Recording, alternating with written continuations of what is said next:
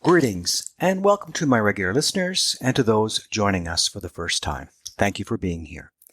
I'm Peter Doherty, a Catholic priest and a psychologist, passionate about the rich relationship between psychology and spirituality.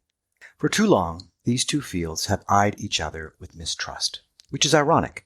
Healthy psychology strengthens our spirituality, and true spirituality, granted in solid psychological health, becomes a profound source of meaning and resilience. In this short podcast, I explore the gospel reading for the coming week. The podcast is designed as a resource for preachers preparing their homilies or sermons, as well as for anyone teaching or studying Scripture. I draw from published articles in psychology and Scripture scholarship, and I provide an anthropological background to help put the gospel in context. I see the Scriptures as primarily focused on guiding us in faith and spirituality. The biblical writers understood history differently from modern historians, and these texts are richly multi-layered. There's always more wisdom to uncover. If you find this podcast helpful, please subscribe. Don't hesitate to share a question or comment. I love the conversation. And if you're listening on YouTube, drop me a message letting me know where you're tuning in from. In a special way, I'd like to do a shout out to my listeners in Poland. Thank you for joining. In today's podcast, we focus on Matthew's account of Jesus completing 40 days in the desert. It is not clear whether Matthew is drawing a connection between Jesus' time in the desert and the Israelites wandering around in the desert for 40 years. What is noteworthy is that we have Jesus being tempted by the devil. These temptations give us insight into the heart and mission of Jesus. The first one is the devil suggesting that Jesus turn the stones into bread. Jesus is clearly hungry. He had fasted for a long time. It would make sense, at least superficially, to use his power to regain his strength.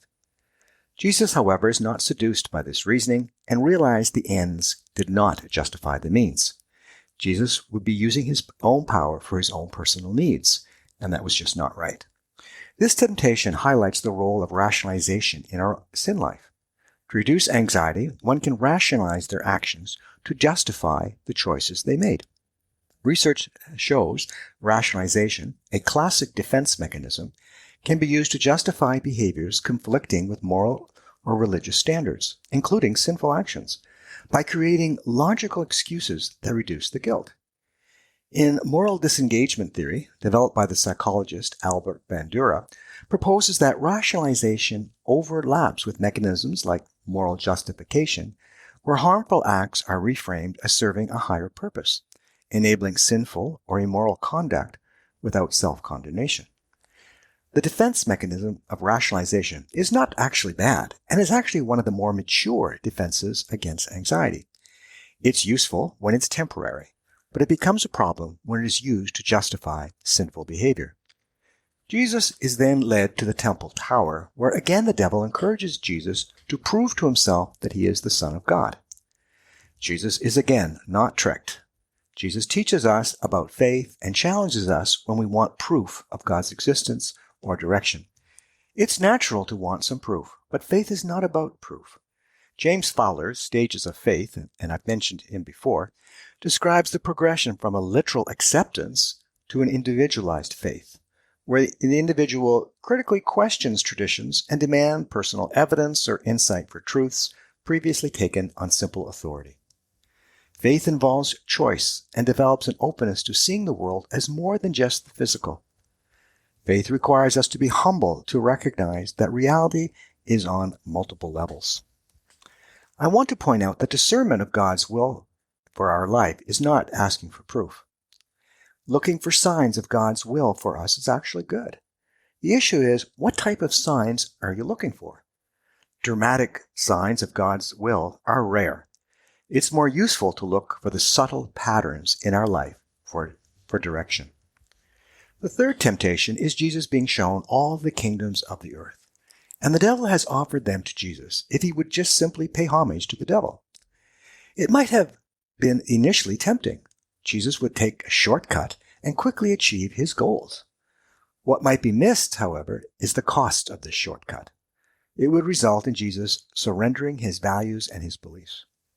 Psychologically, the response of Jesus models resisting rationalized shortcuts to power.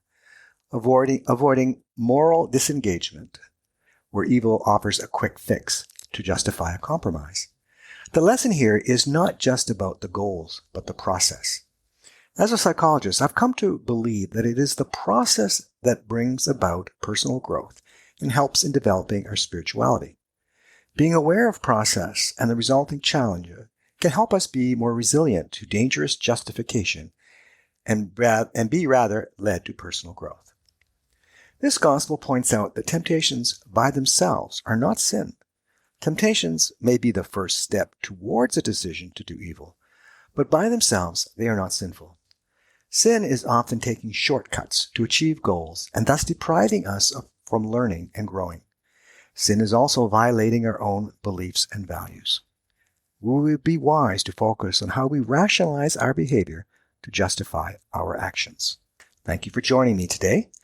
Next Sunday, March the 1st, 2026, I'll be sharing a new podcast episode from Matthew chapter 17, verse 1 to 9, where we will hear about Jesus being transfigured before Peter, James, and John. The gospel will invite us to take a look at the more mystical side of Jesus. As I mentioned earlier, new episodes are published every Sunday, focusing on the following week's gospel. A big thank you to Heather Patel-Doherty and Richard Colomb for their wonderful help in preparing each episode. If you have any questions or comments, feel free to email me at peter.doherty, that's DOHERTYOMI, @gmail.com. May God richly bless you.